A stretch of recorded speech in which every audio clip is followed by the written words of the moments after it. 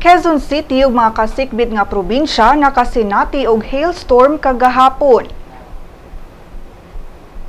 Matud ni Pag-asa forecaster Jamie Bordales, nagsugod ang hailstorm sa Rizal area, misunod sa Marikina ug Quezon Cities ug sa Bulacan Province. Apan nagkanayon kini nga isolated ang maong kaso nga nagumikan sa epekto sa thunderstorms. Sigon ni Bordales nga ang hailstorm dili matagna og posibleng masinati sa masking kanusa. Ang Pag-asa ni-issue og thunderstorm alerts kagahapon sa hapon sa Metro Manila, Cavite, Rizal, Laguna, Batangas, Pampanga, Tarlac, Bataan ug mga parte sa Bulacan ug Zambales provinces. Miabiso ang Weather Bureau sa katawhan nga magbinantayon og mangandam sa posibleng grabing pag-uwan, hangin, kilat ug flash floods. Dugang niini nga ang grabing kainit mumugna og madulom nga mga panganod nga mo'y sinugdanan sa posibleng panag-uwan.